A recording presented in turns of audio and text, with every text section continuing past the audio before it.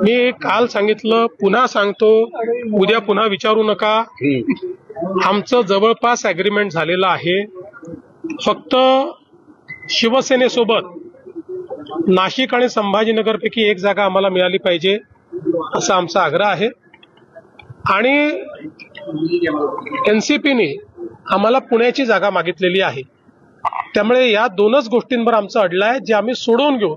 आता काही कठीण नाही, कठीण पेपर संपलाय, सोपा पेपर बाकी आहे. टिकमार्क करायचंय, टिकमार्क झाल्याबरोबर विषय संपते.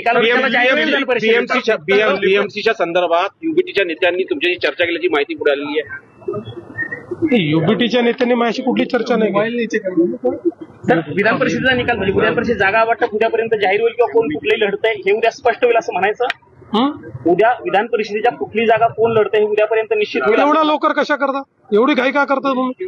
असं विधान परिषदेमध्ये इतक्या आधी होतात का गोष्टी? वेळेवर होतात सगळ्या गोष्टी. सर, हे सांगितलं जातं भाजप कोणत्या सीट्सवर आग्रह आहे, तसेच शिवसेना पण कोणत्या सीट्सवर. ते सगळं झालेलं आहे. मी सांगितलं. आता तुम्हाला तुम्ही किती फिरून फिरून प्रश्न विचारले तरी दोनच जागांवरचा विषय आहे जो आम्ही सोडू. दिल्लीत या संदर्भात कुठलीही बैठक नाही. याची बैठक मुंबईतच होईल. मुंबईतच विषय सोडून टाकू. वेगळी बैठक झाली, बैठकीनंतर काही वेगळी बैठक नाही. ती तर आमचं जे काही शेवटी असं आहे की गृहमंत्री महोदय आमचे नेते आहेत, त्यामुळे त्यांच्याशी बसून काय महाराष्ट्रात चाललंय याचं डीब्रीफिंग आम्ही करत असतो. त्यात काही महत्वाचे विषय नव्हते.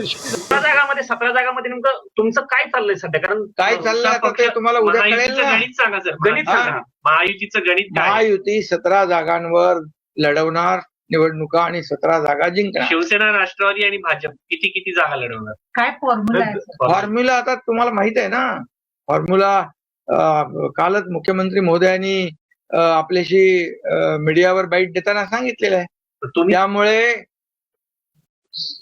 जागा वाटप सन्मानाने होईल.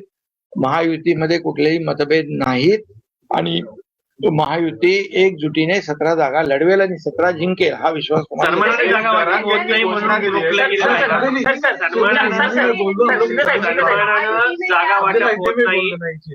जागा वाटप होत नाही म्हणून रखडलेलं आहे का?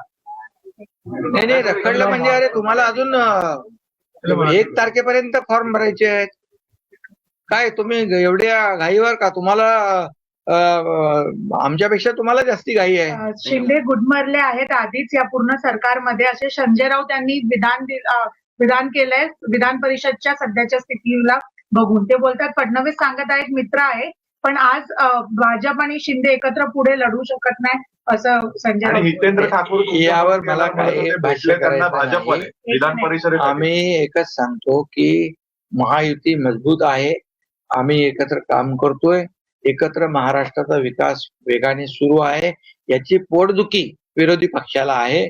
याचे जे काही पचनी पडत नाही त्यांच्या, म्हणून या अशा प्रकारच्या दिशाभूल करणारी वक्तव्य करत असतात. त्याच्यावर आम्हाला काही लक्ष द्यायचं नाही. दोनच प्रादेशिक पक्ष आहे, एक उद्धव ठाकरेचा पक्ष आणि दुसरं शरद पवारांचं. आणि आमचा काय कुठला पक्ष? आज महाराष्ट्रामध्ये भारतीय जनता पक्ष सगळ्या निवडणुकांमध्ये आपण पाहिलं तर पहिल्या क्रमांकाचा पक्ष आहे आणि आमचा शिवसेनेचा दुसऱ्या क्रमांकाचा पक्ष आहे.